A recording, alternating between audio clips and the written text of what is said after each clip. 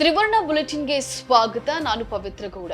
ಇವತ್ತಿನ ಪ್ರಮುಖ ಸುದ್ದಿಗಳನ್ನ ಒಂದೊಂದಾಗಿ ನೋಡ್ತಾ ಹೋಗೋಣ.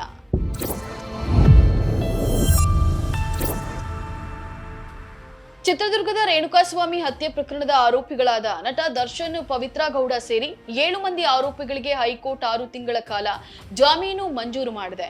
ಆ ಮೂಲಕ ದರ್ಶನ್ ಮತ್ತು ಇತರೆ ಆರೋಪಿಗಳಿಗೆ ಹೈಕೋರ್ಟ್ ಬಿಗ್ ರಿಲೀಫ್ ಅನ್ನ ನೀಡಿದೆ.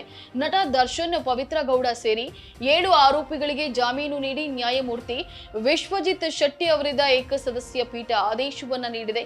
ದರ್ಶನ್ ಪರ ವಕೀಲ ಸಿ.ವಿ. ನಾಗೇಶ್ ಅವರು ವಾದವನ್ನ ಮಂಡಿಸಿದ್ದು, ಎಸ್ಪಿಪಿ ಪ್ರಸನ್ನಕುಮಾರ್ ಕೂಡ ಪ್ರತಿವಾದವನ್ನ ಮಂಡಿಸಿದ್ದಾರೆ. ಸುದೀರ್ಘ ವಾದ ಪ್ರತಿವಾದ ಆಲಿಸಿದ ನ್ಯಾಯಾಧೀಶರು ದಿನಾಂಕ ಘೋಷಿಸದೆ ತೀರ್ಪನ್ನ ಕಾಯ್ದಿರಿಸಿದ್ರು. ಇದೀಗ ಹೈಕೋರ್ಟ್ ಜಾಮೀನು ಅರ್ಜಿಯ ತೀರ್ಪು ಪ್ರಕಟಿಸಿದೆ. ಇಂದು ಅಧಿವೇಶನದಲ್ಲಿ ಆಡಳಿತ ಪಕ್ಷದ ನಡವಳಿಕೆಗೆ ಆಕ್ಷೇಪಿಸಿ ಪ್ರತಿಪಕ್ಷ ಬಿಜೆಪಿ ಜೆಡಿಎಸ್ ಸದಸ್ಯರು ಸಭಾತ್ಯಾಗವನ್ನ ಮಾಡಿದ ಪ್ರಸಂಗ ನಡೆದಿದೆ.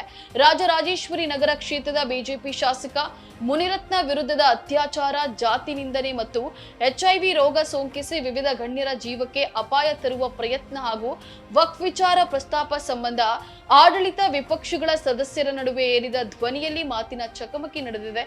ವಿಧಾನಸಭೆಯಲ್ಲಿ ನಿಯಮ 69ರ ಮೇರೆಗೆ ಸಾರ್ವಜನಿಕ ಮಹತ್ವದ ಜರೂರು ವಿಷಯದ ಅಲ್ಪಾವಧಿ ಚರ್ಚೆಯಡಿ ವಿಪಕ್ಷ ನಾಯಕ ಆರ್ ಅಶೋಕ್ ವಕ್ಫ್ ಆಸ್ತಿ ಗೊಂದಲ ಪ್ರಸ್ತಾಪಿಸಲು ಮುಂದಾಗಿದ್ದಾರೆ. ಇದಕ್ಕೆ ತೀವ್ರ ಆಕ್ಷೇಪ ವ್ಯಕ್ತಪಡಿಸಿದ ಆಡಳಿತ ಪಕ್ಷದ ಸದಸ್ಯರಾದ PM ನರೇಂದ್ರ ಸ್ವಾಮಿ, ನಯನ ಮೋಟಮ್ಮ, ಶರತ್ ಬಚ್ಚೇಗೌಡ, ನಾವು ನಿಲುವಳಿ ಸೂಚನೆಯಡಿ ನೋಟಿಸ್ ಅನ್ನ ನೀಡಿದ್ದು, ಮುನಿರತ್ನ ಜಾತಿ ನಿಂದನೆ ಪ್ರಕರಣ ಚರ್ಚೆಗೆ ಅವಕಾಶ ನೀಡಬೇಕು ಅಂತ ಹೇಳಿ ಪಟ್ಟಣ ಹಿಡಿದಿದ್ದಾರೆ. ಲೋಕಸಭೆಯಲ್ಲಿ ಇಂದು ಸಂವಿಧಾನದ ವಿಷಯದ ಚರ್ಚೆಯಲ್ಲಿ ಭಾಗವಹಿಸಿ ಮಾತನಾಡಿದ ಸಂಸದೆ ಪ್ರಿಯಾಂಕಾ ಗಾಂಧಿ ವಾದ್ರಾ, ದೇಶದ ಸಂವಿಧಾನವು ರಾಷ್ಟ್ರೀಯ ಸ್ವಯಂ ಸೇವಕ ಸಂಘದ ನಿಯಮ ಪುಸ್ತಕವಲ್ಲ ಅನ್ನೋದನ್ನ ಪ್ರಧಾನಿ ನರೇಂದ್ರ ಮೋದಿ ಅರಿತುಕೊಂಡಿಲ್ಲ ಅಂತ ಹೇಳಿ ಆರೋಪ ಮಾಡಿದ್ದಾರೆ. ವಯನಾಡು ಲೋಕಸಭಾ ಉಪಚುನಾವಣೆಯಲ್ಲಿ ಗೆಲುವು ದಾಖಲಿಸಿದ ಬಳಿಕ ಸಂಸತ್ಗೆ ಪ್ರವೇಶಿಸಿರುವ ಪ್ರಿಯಾಂಕಾ ಮಾಡಿರುವ ಚೊಚ್ಚಲ ಭಾಷಣ ಇದಾಗಿದೆ. ಪ್ರಧಾನಿ ನರೇಂದ್ರ ಮೋದಿ ವಿರುದ್ಧ ವಾಗ್ದಾಳಿಯನ್ನ ನಡೆಸಿರುವ ಪ್ರಿಯಾಂಕಾ, ಬಿಜೆಪಿ ಸರ್ಕಾರವು ಕಳೆದ 10 ವರ್ಷಗಳಲ್ಲಿ ಸಂವಿಧಾನವನ್ನ ನಾಶಗೊಳಿಸಲು ತನ್ನಿಂದ ಸಾಧ್ಯವಾಗುವ ಎಲ್ಲವನ್ನ ಮಾಡಿದೆ ಅಂತ ಹೇಳಿ ಆರೋಪಿಸಿದ್ದಾರೆ. ಸಂಬಲ್ ಮತ್ತು ಮಣಿಪುರ ಹಿಂಸಾಚಾರ ವಿಷಯದಲ್ಲಿ ಮೌನ ತಾಳಿರುವ ಪ್ರಧಾನಿ ಮೋದಿ ಸಂತ್ರಸ್ತರಿಗೆ ನ್ಯಾಯ ಒದಗಿಸುವಲ್ಲಿ ಸಂಪೂರ್ಣ ವೈಫಲ್ಯವನ್ನ ಕಂಡಿದ್ದಾರೆ ಅಂತ ಹೇಳಿ ಪ್ರಿಯಾಂಕಾ ಹೇಳಿದ್ದಾರೆ.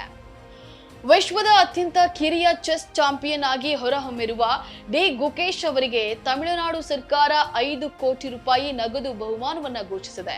ಈ ಕುರಿತು ಎಕ್ಸ್ನಲ್ಲಿ ಪೋಸ್ಟ್ ಮಾಡಿರುವ ತಮಿಳುನಾಡು ಸಿಎಂ MK ಸ್ಟಾಲಿನ್, ಅತ್ಯಂತ ಕಿರಿಯ ವಿಶ್ವ ಚೆಸ್ ಚಾಂಪಿಯನ್ ಗುಕೇಶ್ ಅವರಿಗೆ 5 ಕೋಟಿ ರೂಪಾಯಿ ನಗದು ಬಹುಮಾನವನ್ನ ಘೋಷಿಸಲು ನನಗೆ ಸಂತೋಷವಾಗಿದೆ.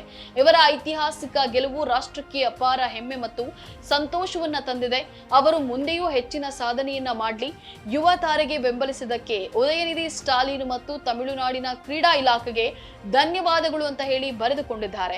ಸಿಂಗಾಪುರದಿಂದ ಚೆನ್ನೈಗೆ ಹಿಂದಿರುಗಿದ ಬಳಿಕ ಗುಕೇಶ್ ಅವರಿಗೆ ಈ ನಗದು ಬಹುಮಾನವನ್ನ ನೀಡಲಾಗುವುದು ಅಂತ ಹೇಳಿ ಮುಖ್ಯಮಂತ್ರಿ MK ಸ್ಟಾಲಿನ್ ಘೋಷಿಸಿದ್ದಾರೆ. ಇವೆಷ್ಟು ಇವತ್ತಿನ ನ್ಯೂಸ್ ಅಪ್ಡೇಟ್ಸ್. ಮತ್ತಷ್ಟು ಅಪ್ಡೇಟ್ಸ್ಗಾಗಿ ನೋಡ್ತಾ ಇರಿ ತ್ರಿವರ್ಣ ನ್ಯೂಸ್. ನಮಸ್ಕಾರ.